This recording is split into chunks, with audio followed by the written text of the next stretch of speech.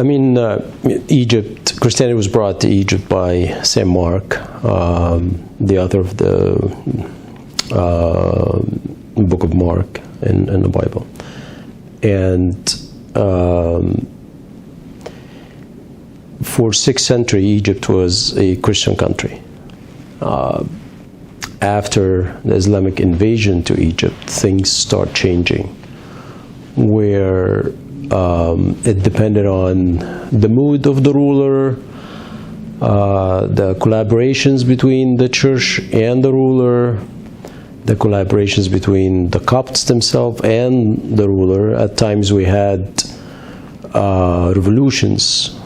People think of modern day revolutions in 2011 as the only revolution in Egypt history, but we've had the Bashmureen revolution, which was the Copts pretty much standing up to persecution. And that moved on. From there on, history is full of stories and incidents where it ranged from stopping the Copts to speak Coptic, which led to the deterioration of the Coptic language, forcing the Copts to ride donkeys backward as a way to identify the Copts and punish them under different Islamic rulers and Ottoman rulers, and forcing the Copts to tattoo. And if you notice, modern day Copts have tattoos to kind of show a sign of pride in being part of that community that endured centuries of persecution, and sort of keeping the faith of the grandfathers that had to endure it. We actually tattoo ourselves was the cross as a sign of pride that we are the descendant of those people who are gone through so many. They were, in the old days, just as in the new days, excluded from places of authority, excluded from positions, excluded even from unique gatherings and larger areas. There were particular jobs that they couldn't hold, and that all moved into modern day, which kind of started to manifest itself in the worst shape after the 1952 revolution, where parts of the military ruled Egypt from that day until today. And under that, under the various regime, whether it be Nasser, Sadat, Mubarak, or after the current regime, they all have different looks, different postures toward Christians, but the underlying persecution continues, and it is lack of positions of authority, lack of jobs, government jobs, which forced a lot of the Christians to go into the private sector, and a lot of people blamed them for succeeding in the private sector while they couldn't have a position in the public sector. Media absence totally, their plight not represented. A lot of people, Muslim people, didn't know much about their Christian neighbors because their prayers are not broadcast on TV, which is owned and paid, national TV, which is owned and paid by the taxpayers. You've had dual education system with Al-Azhar University, where if you're a Muslim, you enter Al-Azhar with the 50% passing grade from your high school, and you can be a doctor. If you're a Copt, you cannot enter that institution, even though it's paid for by the taxpayers, by your taxpayer dollars. And you had to compete to be a doctor. You had to have 98% marks, passing grades. And that created a shift in the society where you have many of the high-paying positions being created by a university like Al-Azhar University that excluded Christians from there. Then you go into position of authority, which mostly after the military revolution in Egypt became appointment jobs. So we appoint the governors, we appoint city councils, we appoint the the city administrators. We appoint everybody in Egypt. There isn't anything by election except the parliament. And even in the parliament, you had to be nominated by the party in power, and the party in power was always belonged to the president. And I remember all the way until Mubarak's time, where you would had out of 444 members, you will have the party in power, which guaranteed winning the majority, would nominate 1 or 2 Christians, and those ones would be the same ones that were appointed as ministers. So in the ministry position, you see no Copts. Then you go into military schools and police academies and all that stuff, and you see a very small percentage, 1 to 2% of the Copts being admitted. You go in education and you see Coptic history totally removed from curriculum. You don't see the pride, you don't see tolerance being taught to younger generation, and that further escalates into rift between Muslims and Christians in Egypt. Worst of these happens when Copts are not afforded protection at all by the local police in many areas. What happens is Copts were not, and still are not, allowed to build their own churches without receiving permits from the president himself. On average, it took 10, 15, 20 years to get permit, and you get very small number of permits, considering Egypt has 17 to 20 million Copts. A lot of the Copts resorted to building what you can call social service buildings and turn them into churches, because they couldn't find places to worship. Otherwise, they will have to travel 20 to 50 kilometers to reach a church.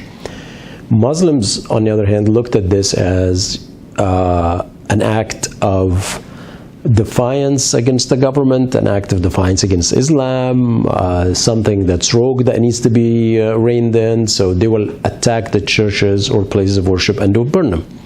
Police come in and does not do anything. Pretty much in all cases, police would set prosecution doesn't happen. Police will arrest the Christians for violating the law and building without permit, and will set Muslims who many times will burn Christian homes, will burn their churches, will destroy the new building. They will set them free. This is ongoing since possibly 1952. The biggest attack happened in 1972 in Al-Haya, which was between Muslims and Christians. After that, it's yearly we have numerous amount of incidents throughout the country where attacks on properties, attacks on homes. If 5-10 Christians gather in a small house to pray, Muslims will say, oh, they're trying to convert that house into a church. Let's attack that house and burn it down. And if you read any newspaper in the world and you search attacks on Coptic churches, you see all that manifesting itself. Recently, after the Muslim Brotherhood being ousted from the presidency of Egypt and political life, their members attacked churches. So in one day, over 100 churches and social service places were burned by an attack by the Muslim Brotherhood. And when we say the Muslim Brotherhood, it's not the organized organizations that's doing this, it's the smaller people in villages and local places that have been infested with this anti-Christians hate teachings by the hate of Christianity, and the government contributed greatly in that by excluding Christians from public places, by excluding tolerance and civic educations from their education system, by allowing sheikhs and fanatic clerks go on TV, start their own TV channels. I mean, in 2009, 10, 11, you've had enormous amount of privately funded TV channels, religious TV channels, mostly funded by Qatar and some by Saudi, and Egypt became sort of the proxy war between who is more fanatic. The Saudis support the Salafis, the Qataris supports the Muslim Brotherhood. Both sects are religious ideology is totally fanatics. One is more fanatics than the other, and they both exercise this fanaticism on the Copts.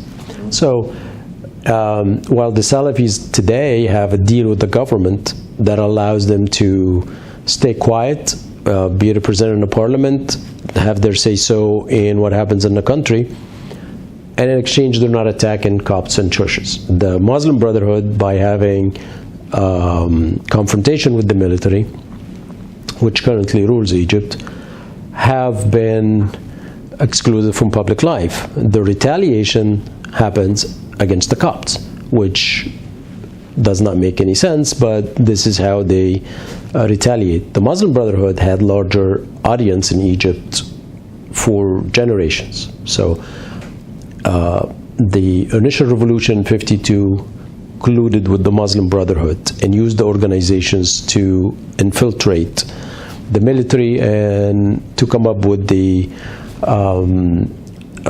officers that conducted the revolution. After the revolution, they kind of turned against one another, and the military officers took out the leadership of the Muslim Brotherhood. Sadat wanted to bring the Islamic ideology back into public life to combat his enemies that believed his political enemies.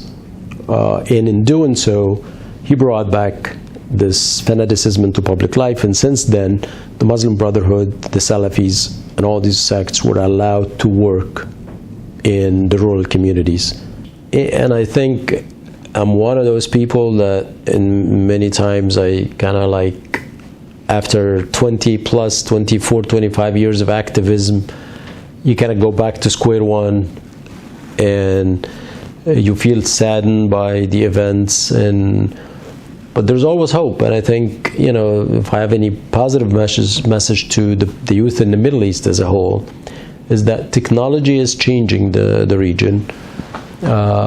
We now hear of innovations coming out of the Middle East and in technology and in other areas. I hope we start seeing changes happening in rights, freedom, democracy, human rights, respect for others, to match what we're seeing in technology and innovation. Because I think the hope is the new generation. The new generation teaches itself more than it receives from schools or anywhere else. Internet has allowed the newer generations to kind of go out and explore and learn. And my hope is that this generation that is self-taught, it didn't receive a lot of hatred messages, it didn't receive a lot of divisive messages. I hope that in the wake of their advances in science and technology, that they add the democracy part to it. And remember, the revolution in Egypt was done by youth fully. That at some point this generation may be the only living generation that can teach subsequent generations. So even if, tendency to give up, I think maybe in 10 years things will be different. Maybe in 20 years things will be different. But a lot of people in 20 years would have witnessed what we have witnessed during the last 10 years. And hopefully they can influence others to believe in rights, freedom, and democracy.